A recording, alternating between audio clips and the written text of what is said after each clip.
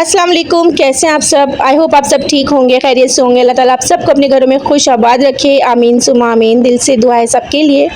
यहाँ आज मैं बनाने लगी हूँ गोश्त की तहारी, यानी चावल बना रही हूँ लेकिन गोश्त की तहारी बनेगी। जैसे आलू की तहारी नहीं बनाते हम लोग, बिल्कुल सेम वैसे ही प्रोसेस होता है, लेकिन इसमें ना हम गोश्त ऐड कर देते हैं।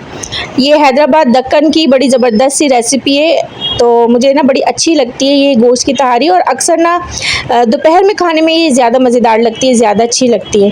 अच्छा, मेरे पास ना वाइट वाले चने या सफ़ेद छोले जिसको हम कहते हैं, वो बॉयल हुए भी थोड़े से रखे थे, मैंने थोड़े से वो भी ऐड कर लिए थे। वैसे उसकी ज़रूरत होती नहीं है अगर ना हो तो, लेकिन अगर हो तो डालने मज़े के लगते हैं वो भी। मैंने साथ में वो भी ऐड करे थे और ये बड़ी खुशबूदार ज़बरदस्त सी तहारी बनती है। आलू की तहारी खा के अगर कभी बोर हो जाए ना, गोश्त वाली तहारी बनाए मज़े की लगती है और मुझे बड़ी पसंद है। मेरे हस्बैंड को भी बहुत अच्छी लगती है। और अक्सर छुट्टी वाले दिन जो होता है ना, उनका यही होता है कि कुछ इस तरह का बना लो। अच्छा, ये जल्दी भी बन जाती है, इसमें ज़्यादा लंबा प्रोसेस भी नहीं होता है। और यहाँ पर ये दम लग चुका है, ज़बरदस्त से हमारा जो खाना है वो तैयार हो गया है। साथ में मैं स्वीट कॉर्न्स बना रही हूँ, ये तो खैर ऐसी बच्चों को देने के लिए बना रही थी। बच्चे कभी कुछ कहते हैं कभी कुछ, तो मैंने कहा चलो आज मैं स्वीट कॉर्न्स बना देती हूँ। और मार्केट वगैरह जाते हैं ना, मॉल्स वगैरह, तो इतने कोई एक्सपेंसिव हो गए हैं ये स्वीट कॉर्न्स। एक छोटा सा जो है ग्लास इतना जो है महंगा मिलने लगा है, तो और घर में इतनी आसानी से बन जाते हैं, इतने मज़े के बनते हैं, तो थोड़े सस्ते भी पड़ते हैं। मैं तो बच्चों के लिए ना पैकेट्स ला के रख लेती हूँ फ्रोज़न स्वीट कॉर्न्स के, और घर में ही कोशिश करती हूँ बना के दूँ। मॉल वगैरह जाएँ और इतने एक्सपेंसिव और उसमें इतनी ज़्यादा मिर्चें डाल देते हैं कि जो है ना बहुत ज़्यादा स्पाइसी भी कर देते हैं। उनसे कितना भी खाओ तो बच्चे खा भी नहीं पाते हैं। तो मैं ना घर में ही बच्चों को स्वीट कॉर्न्स बना के देती हूँ। और देखिए मेरा मज़ेदार सा थाल कितना बन के तैयार हो गया, कितना अच्छा लग रहा है। मैंने इसके लिए इसके साथ सैलेड वगैरह काट ली थी। और ये देखिए इसमें आलू भी हैं, आलू भी ऐड किए मैंने। ये वाइट चने मैं इसकी बात कर रही थी, अगर घर में हो तो थोड़े से ये भी ऐड कर लीजिएगा। और गोश्त, ये 3 चीज़ें डली हुई थी और जायका बड़ा ज़बरदस्त आया था इसका। खैर अब हो गया है नेक्स्ट डे और मैं आज बनाने लगी हूँ आलू गोश्त। तो उसके लिए ना मैंने तैयारी शुरू कर दी थी। और गोश्त जो है ना मैंने भिगोया हुआ था थोड़ी देर के लिए। मेरे हस्बैंड ना एक ही जगह लेकर आ गए गोश्त, मतलब मैं उनसे कहती हूँ कि ना हाफ ऑफ करके बनवाया करें शॉपर, और देखिए उन्होंने इतना बड़ा शॉपर बनवा लिया। मेरे ख्याल से ये 2-2.5 किलो का था। तो अब वो मुझे मसला बहुत हो रहा था कि ना पहले इसको खोलूँ, गोश्त को भिगोऊँ, फिर इसको हाफ ऑफ करूँ। एक साथ इतना सारा गोश्त ज़ाहिर है नहीं खाया जाता ना, मेरे घर पकता है इतना। एक साथ थोड़ा थोड़ा करके पकाती हूँ। तो अभी मैं वेट कर रही हूँ कि ये थोड़ा खुले, तो फिर जो है मैं इसको हाफ ऑफ करूँ और आधा गोश्त उठा के वापस रखूँ, और आधे का मैं आज मज़ेदार सा आलू गोश्त बना रही हूँ।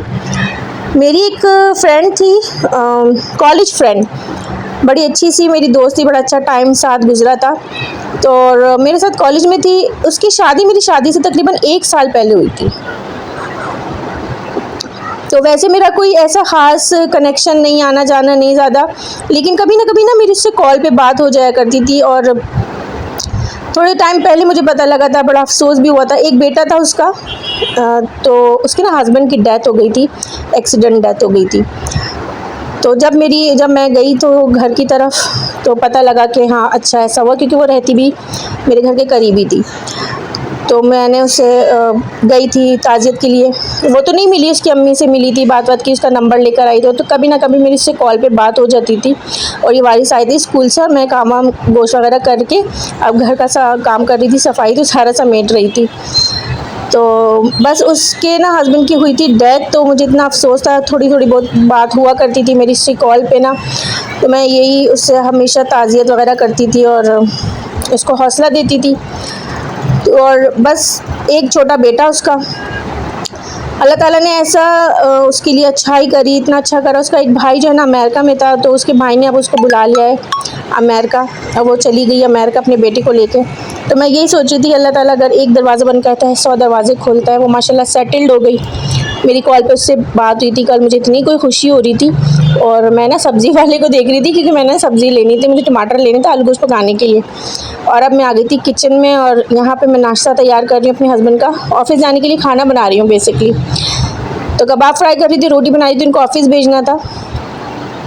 तो जब मैंने उसके हस्बैंड का सुना तो मुझे इतना कोई दुख हुआ था। ज़ाहिर है बुरा लगा, अपनी दोस्त है, दोस्तें बहनों की तरह होती हैं। अच्छा वक्त साथ गुजरा होता है, एक बहुत अच्छा टाइम साथ गुजरता है, साथ पढ़ते हैं। फिर उसके बाद शादियाँ हो जाती हैं, फिर ज़्यादा याद आती है ना एक दूसरे की बातें और चीज़ें।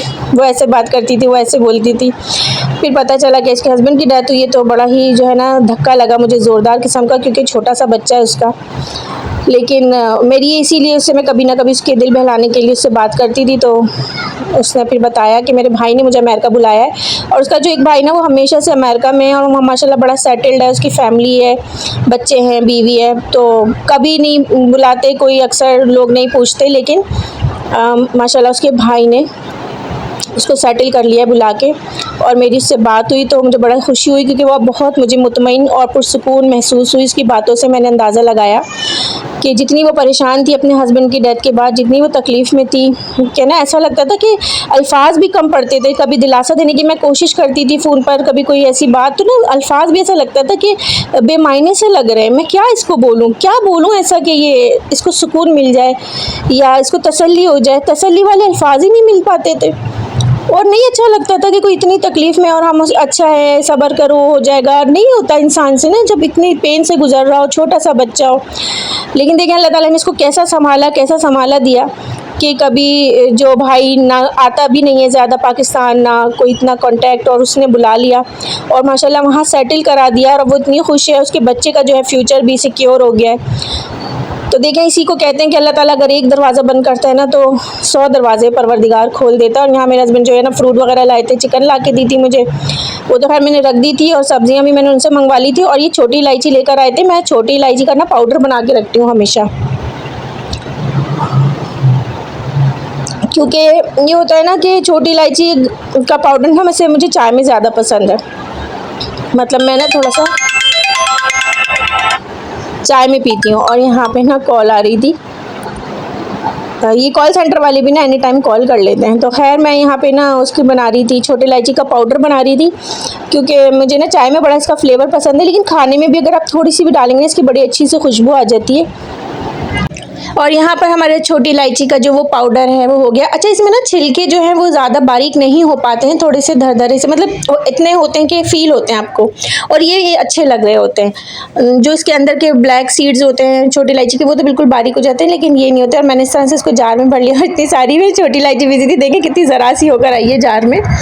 जबकि ये कॉफ़ी की बॉटल है, जो कॉफ़ी की बॉटल होती है वो इतनी छोटी होती है, तो उसमें से भी आधी आई है। खैर यहाँ पे मेरे हस्बैंड का जो है ऑफिस जाने का टाइम हो गया था, तो मैंने उनको ये नाश्ता दे दिया था। वो बस यही अपने लिए कुलचा लाए थे कि मैं बस यही खाऊंगा।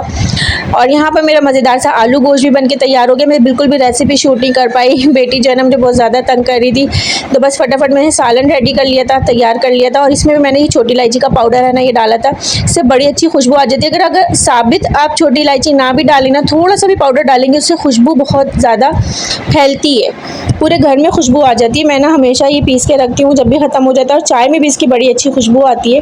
और फाइनली हस्बैंड जो है वो घर जा चुके थे ऑफिस, और मेरा सारा काम भी निमट गया था। खाना वगैरह भी मैंने रात का पका के रख लिया था। और अब जो है मैं सूरह मुज़म्मिल पढ़ रही थी, नमाज़ पढ़ने के बाद नमाज मेरी हो गई थी। सफ़र का महीना है, मुश्किलात हो जाती हैं कभी, थोड़ा भारी महीना होता है, इसमें सफ़र में सूरह मुज़म्मिल पढ़ते रहना चाहिए। और मेरा दिल तो इतना डरता है, बस अल्लाह ताला सबको अपने जो है हिफ्ज़-ओ अमान में रखे। और मैं यही जो है सोच रही थी, यहाँ से ना पता है उठने का दिल ही नहीं चाह रहा था। बाहर मौसम को इतना प्यारा हो रहा था, और मैं बाहर ही देखे जा रही थी। और बस सच बताऊँ तो हिम्मत भी नहीं हो रही थी, क्योंकि बहुत ज़्यादा थक गई थी। कभी कभार होता है ना कि बस इंसान की हिम्मत हो जाती है। यहाँ बैठ के इतना सुकून मिल रहा था कि उठा ही नहीं जा रहा था, दिल कर रहा था बस यहीं सो जाओ।